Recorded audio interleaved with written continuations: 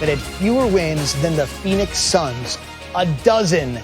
That's it. And on Saturday, Michael, the sunset on the Lakers. Yeah, because they needed a win desperately if they were going to try to get into the playoff push. They've been playing very poor basketball as of late. Came into the day 10th place in the Western Conference, 3.5 games behind 8th place San Antonio. So you go on the road, you expect to get a win against the Suns, right? Well, LeBron was trying to do some things early on the lob from Rondo. Ties the game early, and then here, LeBron, through everybody, gets the roll.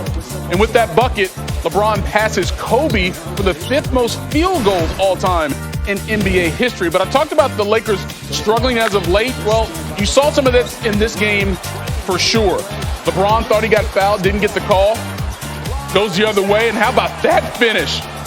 Kelly Oubre Jr. to Josh Jackson. So the Suns had a 66-59 lead at the half, and then here, Oubre Jr., another dunk. The very next play, watch Ingram and Kyle Kuzma. So after the missed three, what happened? DeAndre Ayton just rebounds and finishes at the other end with a dunk. So what can LeBron do? Later on, throws it off the back of the goal. Are you serious? You know what? When it rains, it pours, and right now there's a thunderstorm over Staples Center in downtown Los Angeles, and the Lakers took it with them to the desert. They just really couldn't do anything they needed to do in this game. LeBron knocks down a three there. They're within 3, so you're feeling something's going to happen, right? LeBron, big dunk. All right, so now Lakers down 5, 47 seconds to go. After missing the first free throw, LeBron misses the second. Suns get the rebound, and they would win it. 118-109. Lakers 9-17 since January 1st.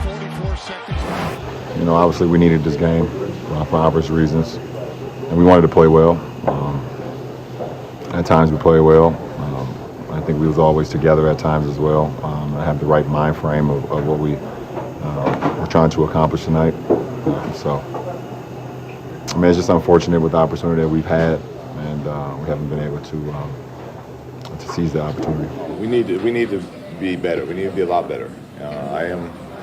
I'm happy with the fight we showed in the fourth quarter, but that's where we're at in the season. That's the desperation that we need to start the game with. How do you guys turn this around? I'm honestly not even sure. You know, obviously something wrong with this team, and you know, it's up to us to try to fix it, but not really sure right now. Man, we can't keep looking at the standings. The standings are going to be what they are, no matter what. No matter if you win or lose, you can't.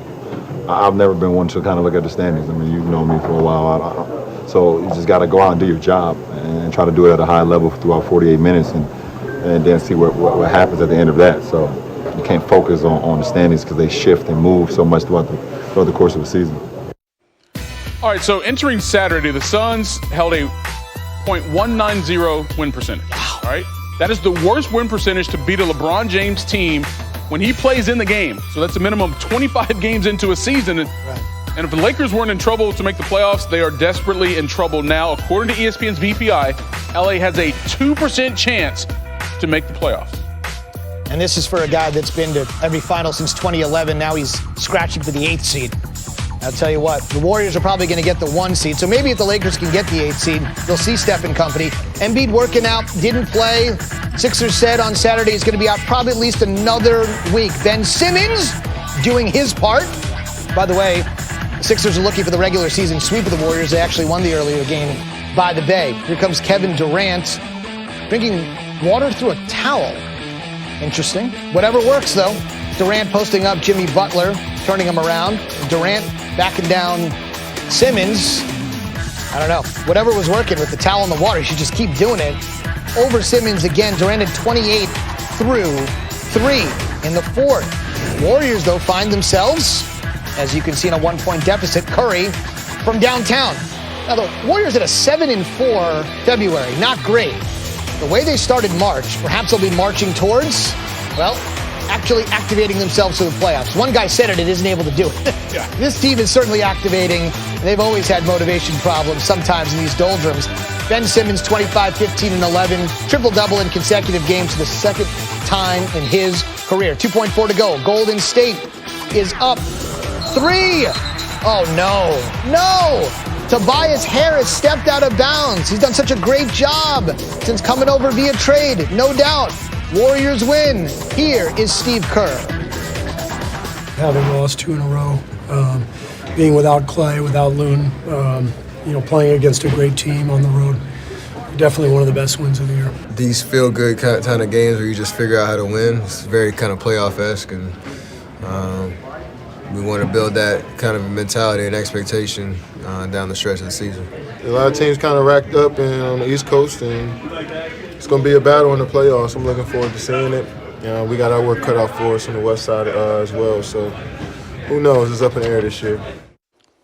Heard Kerr mention Clay. He was officially out with an illness. It's really like a knee bruise. They didn't really need him. Warriors scored 120 for the 30th time this season. 5 more games than any other team in the league. Already matches their season total from last year. Golden State did most of their damage in the third quarter, outscoring the Sixers by 15. On the season, the Warriors have outscored their opponents by 195 points collectively in the third. That's the best in the NBA, coming out of the locker room strong.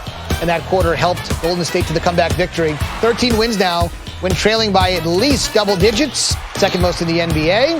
They trail only the Bucks, who have 14, and are pretty much the only team that's playing better basketball at the moment overall. To the college game, I'm not sure who's playing better basketball than Gonzaga. Looking to wrap up West Coast Conference play, a win at St. Mary's, and it would be a perfect WCC season, and that would be 20 wins in a row. Rui Hashimura, he'll go top 10 in June. Jordan Ford, hang on, Gale's hanging in, take a 2-point lead.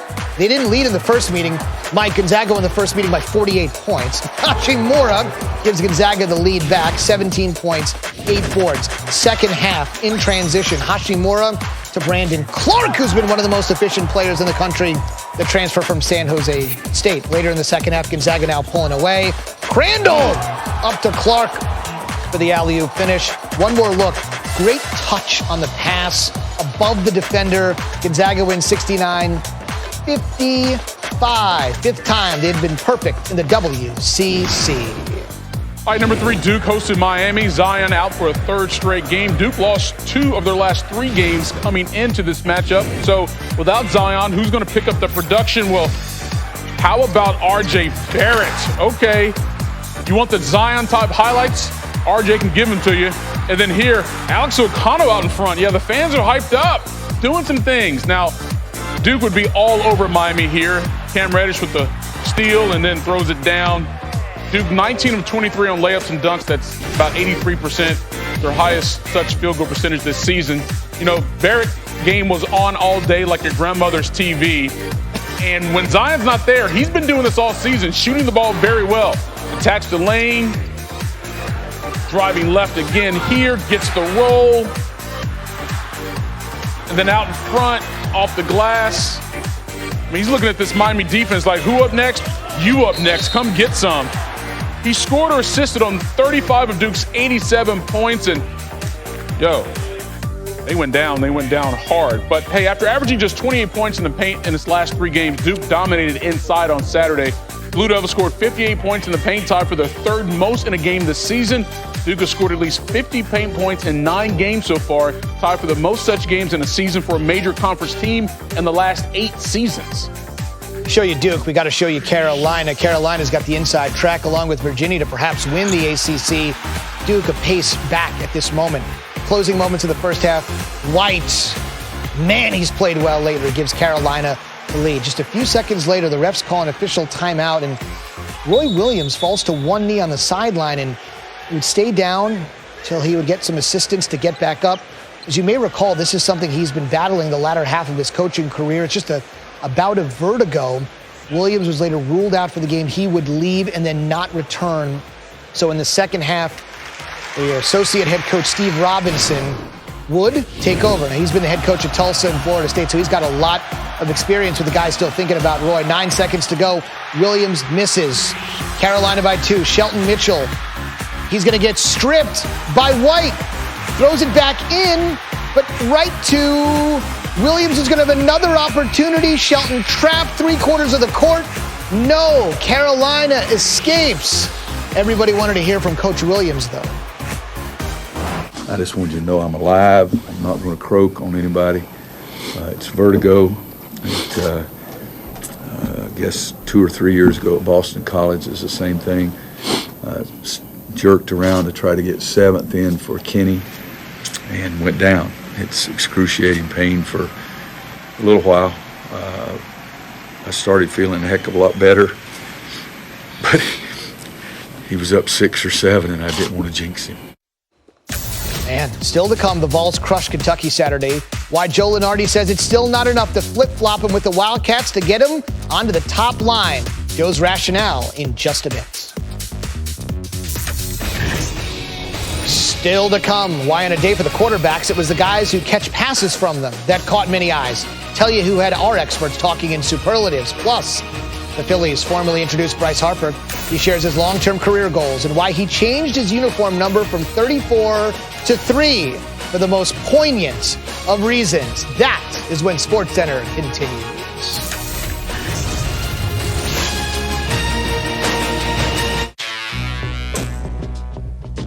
When a beauty named Margarita walked